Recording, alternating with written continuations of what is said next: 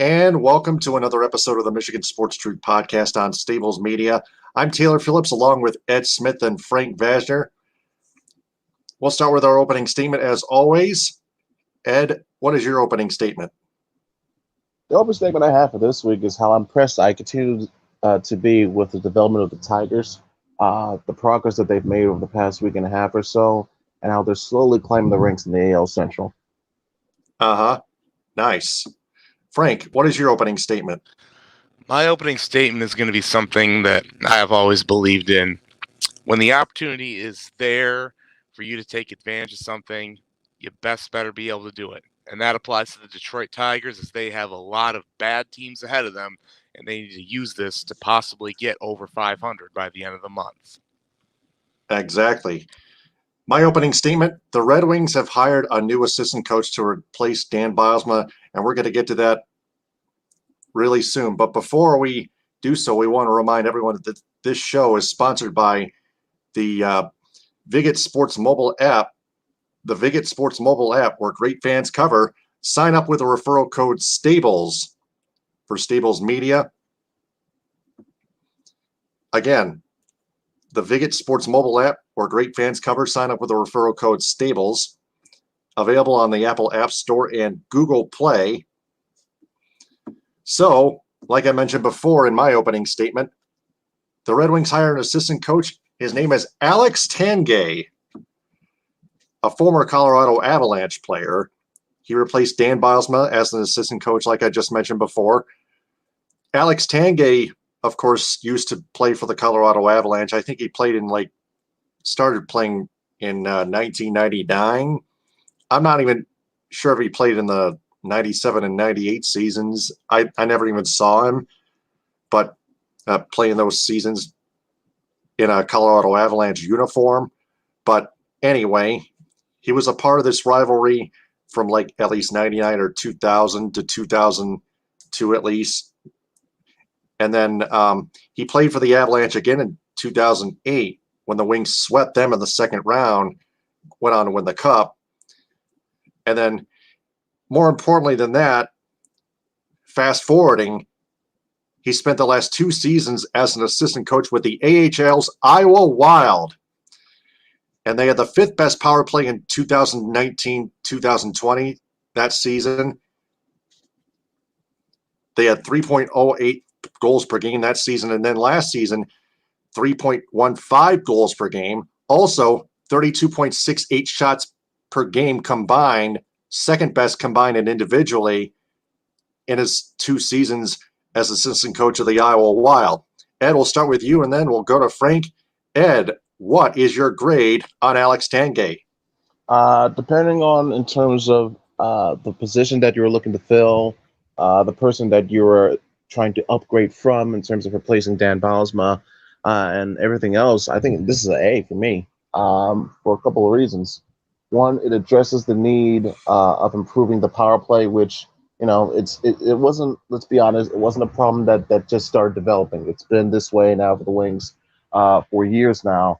And unfortunately, Dan Bylsma was just unable to fully comprehend or be up to speed with what the Wings needed. And so he had to be shown the door.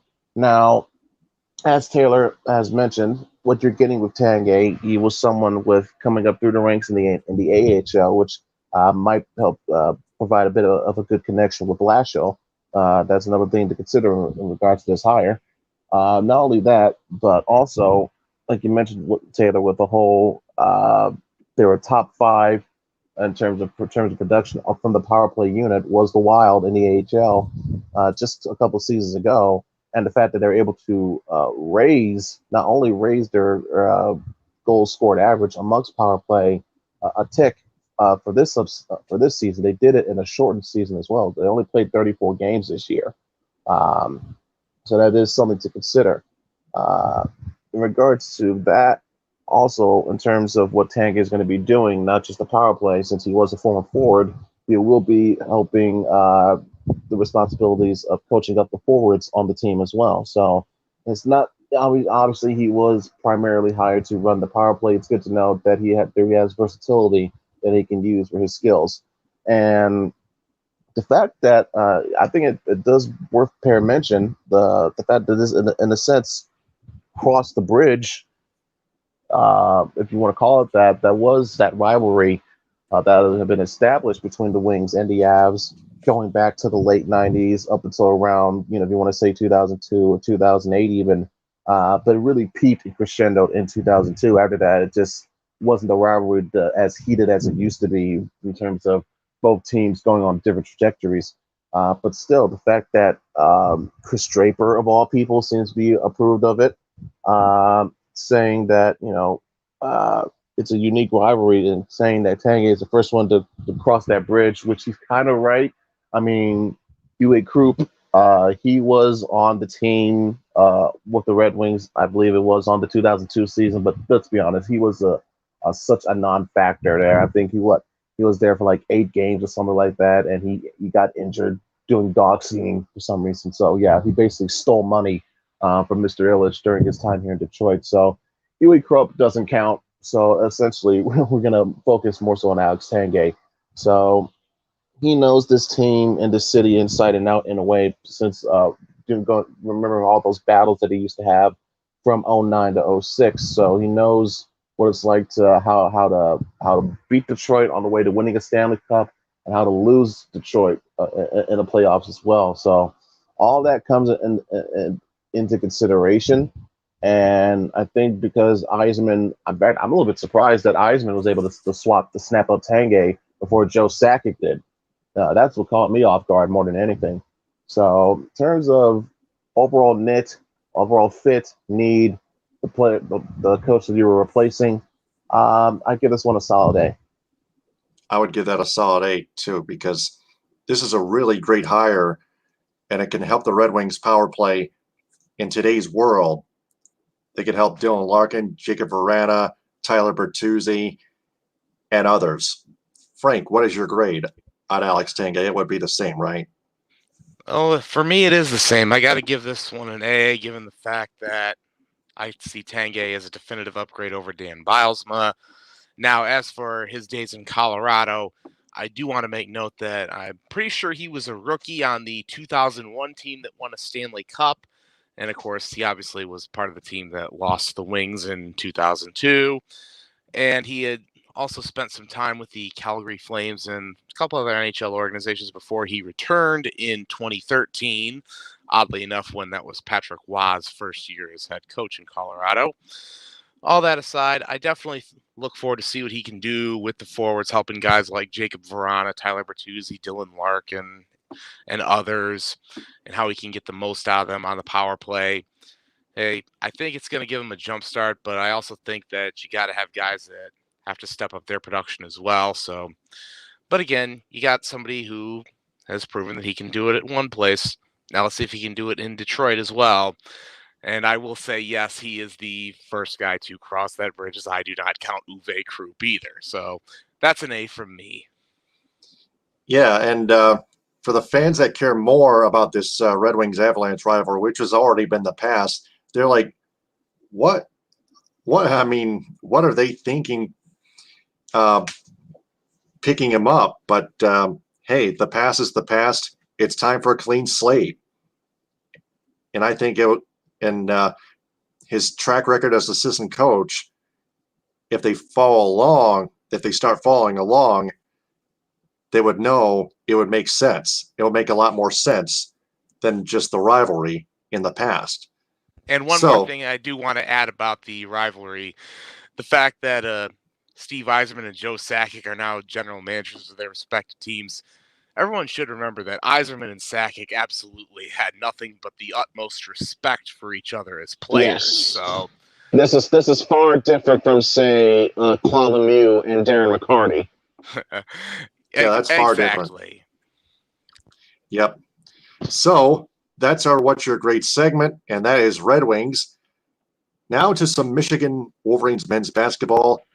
They get back Hunter Dickinson, the center who was once a freshman, now withdraws from the NBA draft and returns to Michigan, its basketball program, for his sophomore season. Ed, we'll start with you, and then we'll go to Frank. It's really good for the Wolverines men's basketball team to get him back. He's a key center. They're going to be, as Darren Weiss pointed out off the air, to us at least, that they're going to be 15th in the top 15 rankings. Ed, go ahead. Yeah, for sure. Bringing back a player of this caliber to their roster for another year, at the very least, shows of how they can be a competitive team, but also a team with depth. It really helps out in terms of the rotation of bodies they can have at that position in terms of big men in general. I'm not sure. I know for a fact that Brandon Johns is there as well. So he and Dickinson could be that formidable front court in a way. And if you consider the fact that Eli Brooks is returning, we're also getting, in addition to Hunter Dickinson withdrawing from the NBA draft, we can touch on this a little bit as well, or we can combine them both right now. But Devante Jones, which was a recent commit that they have gotten as a result of a grad transfer, he decided he was going to commit to Michigan in May. Then he put his name in the pool. He did, like Dickinson, go to the G League Elite Camp in Chicago since he was not invited to the draft combine. And I think in terms of consideration of what was going to be available for him, what his stock was looking like, whether or not he will go in the draft, let alone, be a first round, second round, that side of thing. But also, in terms of recent development of outside of their control, the NCAA facing lots of pressure, not to mention the fact that they've had a recent ruling go against them unanimously by the Supreme Court. They're now starting to implement, even though it's temporary, it is something rather historic. So it is called the names, image, and likeness policies, or the NIL laws. So the fact that the NCAA is trying to now usher in this new era, so to speak, through this bit of legislation, I think that's going to not deter, but influence decisions that some of these players may make in terms of, can they stay in school for at least another year or so. So I think that, more than anything, probably played a good factor into not just Jones, but also Dickinson staying for another year. But in terms of that, it really helps out the team, like I mentioned, for depth purposes, talent purposes. Even though they got a great recruiting class coming in, it is nice to know that you still have some carryovers from the team that was just shy of going to the Final Four last year, coming back with something else to prove, a bit of unfinished business in a way. And, it can help all balance out with the new talent coming in, and the fact that they now have a chance to profit at least a little bit off their name and likeness with the new NIL laws being put in place by the NCAA. I think it couldn't have worked out any better if you're Juwan Howard and company. Yeah, I would say so. Frank, what say you on Hunter Dickinson? Honestly, I'm really not that surprised that he chose to come back, because from everything that I had read and heard, that his current game doesn't really fit into today's NBA, because he's kind of more that traditional back to the basket center who's going to clean the windows a lot and just get a lot of putbacks. So I think what he's got to do this season is develop a nice mid-range game. So maybe that can help him translate to the next level in terms of being successful. And it's going to really be interesting to see how well he gets rotated in with Moussa Diabate, who I believe is a 5-star center who got brought in. And if I remember correctly, Ed, check on that for me. Anyways, and also as for the name, image, and likeness, I think that's also good for any returning players as well, because it allows them to get a little bit of money on the side and kind of help build their personal brand as well. It does. Yeah, we've heard about the news about the NCAA and the age and name and likeness and stuff like that. It's the approval is much needed. So Far overdue, by the way, also. Yep, true. Their basketball team has also added a transfer guard, Devante Jones, from Coastal Carolina University. Ed, any analysis or thoughts on that? Knowing that he was one of the best players in terms of not just guards, one of the best players overall in the Sun Belt Conference in terms of how he played last year for Coastal Carolina, I think he's going to be a tremendous presence in the backcourt with Eli Brooks. And I think he, along with Brooks, will have a lot of fun doing pick and roll with the likes of Brandon Moore and of course the aforementioned returning Hunter Dickinson. Like as we saw, if anybody watched last night in the NBA Finals, we saw how deadly and efficient. Excuse me, I don't know why I said Brandon White, but Brandon Johns. But anyway, back to my point, I was thinking about how effective and deadly the pick and roll that Phoenix was using last night against Milwaukee. That is something that could be achieved to a similar amount of success with the way that Eli Brooks handles the ball. And knowing he already has the established connection with Dickinson, we could see something more with the rest of the team. And now that you have Devante Jones, another guard who has capabilities of that, again, this makes a strong team that I already thought was going to be a strong team this season even stronger.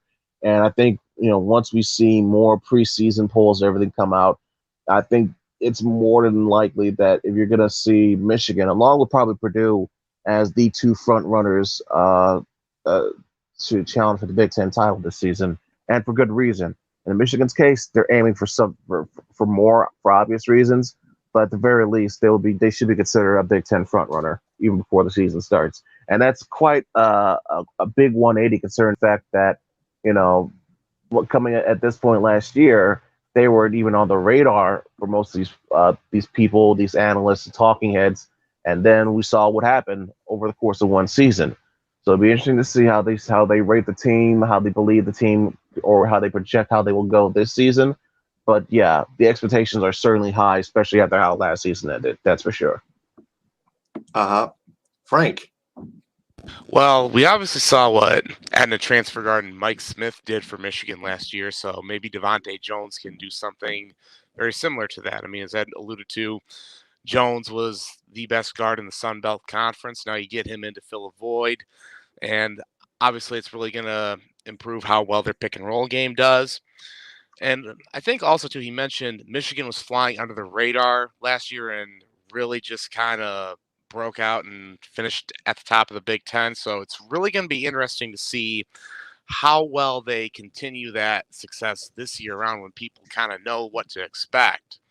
But I think the one thing that does kind of work in their favor is I don't think Illinois is going to be much of a problem as they were last year because of Kofi Coburn entering the transfer portal, and they're obviously losing Ayo DeSumo as well. So I think Michigan and Purdue are probably going to be the top two teams, at least on paper, but we'll see what happens when the season rolls around. Can't wait to see it.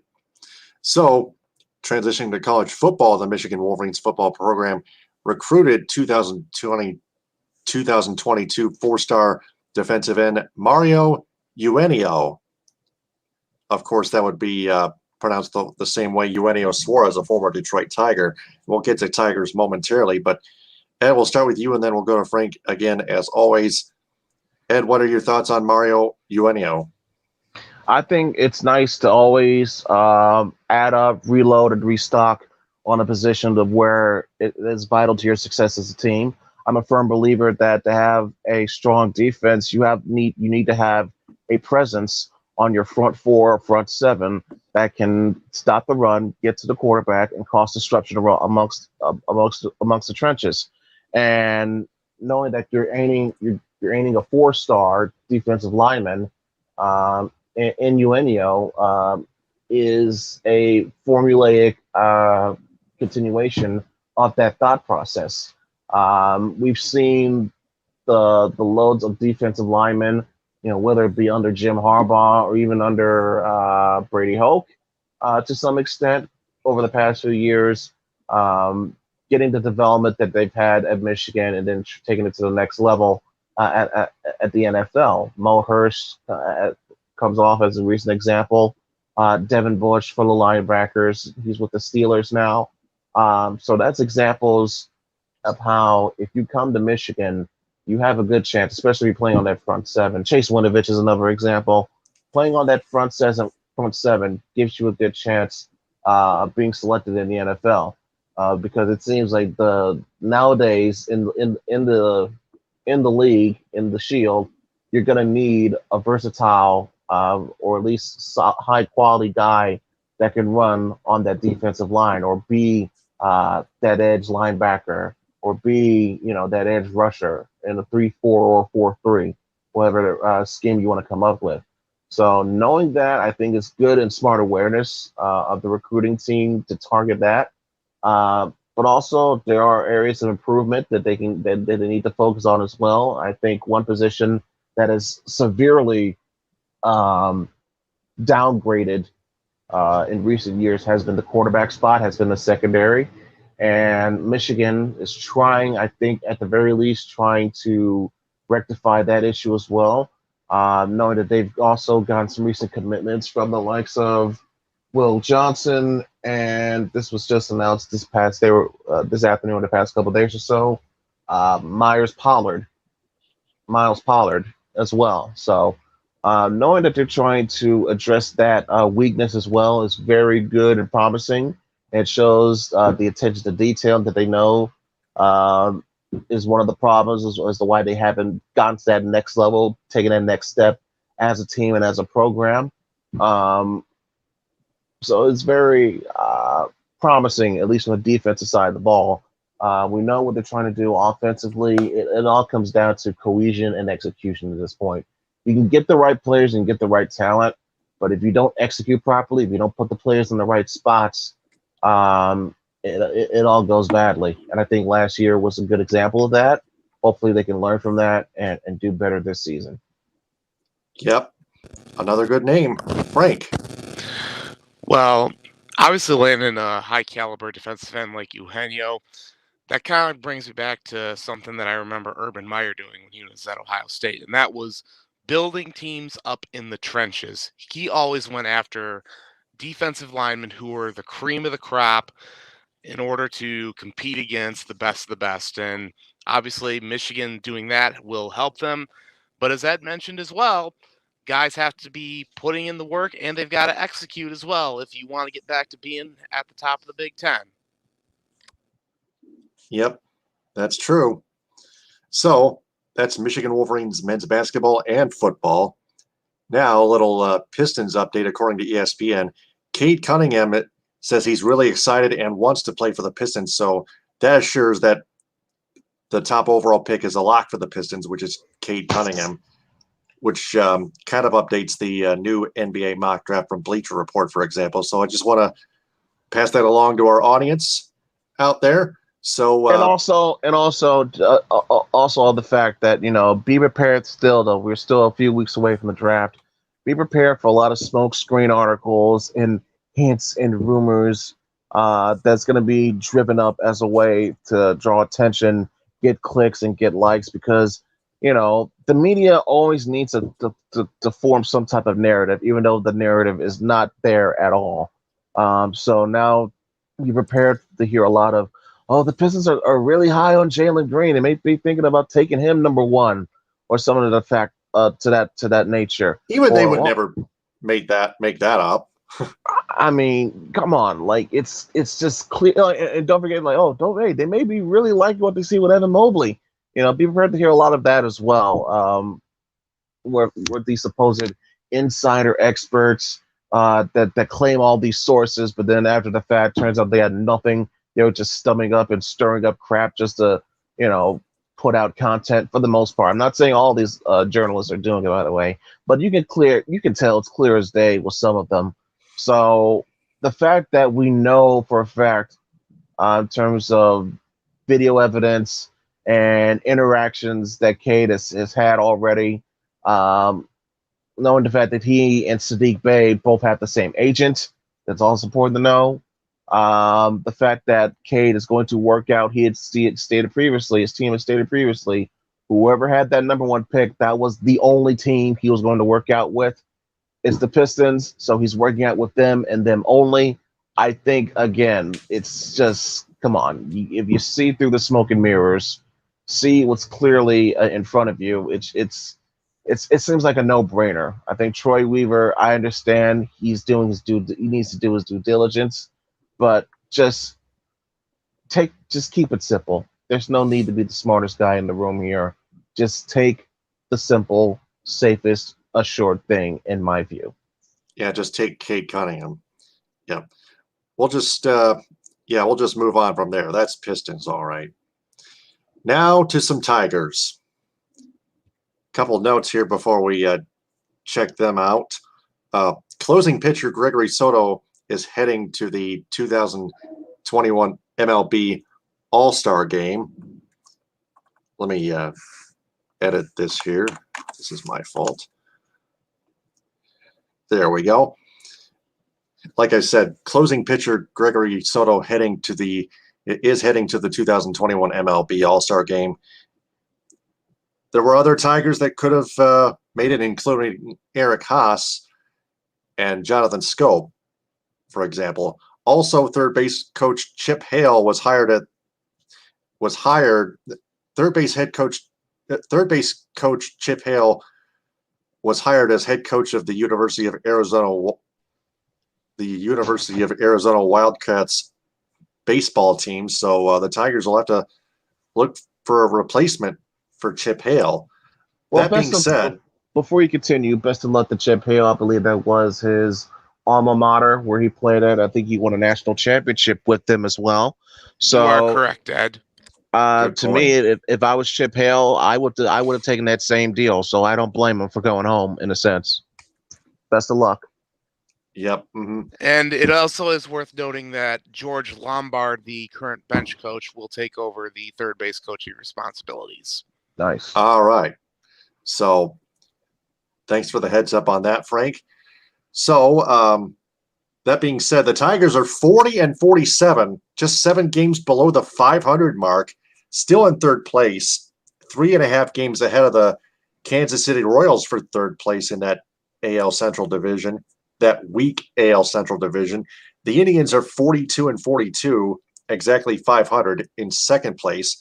The Chicago White Sox 51-35. The Tigers took 2 of 3 from them at home the past weekend. And then they went into Globe Life Field and took 2 or 3 from the Texas Rangers, including a 5-3 win, a gutsy one at that, a close one in a rubber game. Gregory Soto got his save, got his 7th save, the aforementioned Gregory Soto. That's why he's heading to the 2021 MLB All-Star Game. Let me check his ERA. 2.78, and his WHIP is 132. Nice. He's got a 4-1 record, 35 2/3 innings pitched, 43 strikeouts. I mean, he's not perfect. Sometimes he has his rough outings, but mostly he's done such an amazing job. You also got Kyle Funkhauser doing his thing. Only a walk and 2 strikeouts today in 2 innings pitched. Got the win, 3-0. Wow. His ERA is 2.59. Jose Cisnero got his 11th hold, only gave up a hit, struck a batter out, 2.65 ERA in an inning pitched today. Erasmo Ramirez was the relief pitcher that gave up that had the earned run charge to him. Gregory Soto walked that batter home, but after that, he cleaned up the mess. But last night, the Tigers optioned Brian Garcia to AAA Toledo, the Mudhens, after Brian Garcia allowed 9 runs in his last 3 outings. 4 of them on Friday, and then 3 on Monday, and then 2 more last night. That's 2 solo home runs. Ouch. Brian Garcia was not only a dud, but an entire mess in the bullpen, or most of it. That's why the Tigers had to send him down. It was even urgent to Al Avila, their general manager. No joke. Yeah, I think it was nice. It's nice to see the urgency. If this was Brad Osmond, I think he would have held him on. I had kept trying him out there for at least 5 more outings. But it's good to note that if they're saying, "Hey, listen, this is not working out right now. He needs more time to develop. Clearly, something's not right up here. Let's send him back down." So there's that aspect of it. Also, I think didn't Casey Mize start today? I think he went 4 innings, two earned runs on 2 strikeouts. Another consistent good outing from him.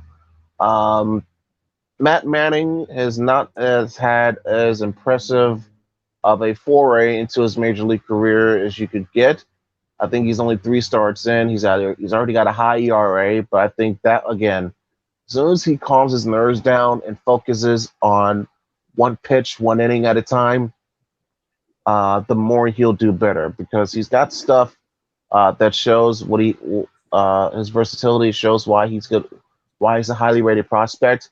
He just needs to let his game showcase itself in that way. Try not to force things too much. But with Mize, you can see the development. It's coming to him as well. So I think if the way things are going, if we see Mize on his development track, I think we'll see Manning be in a much better spot around this time as well in the next couple of seasons or so.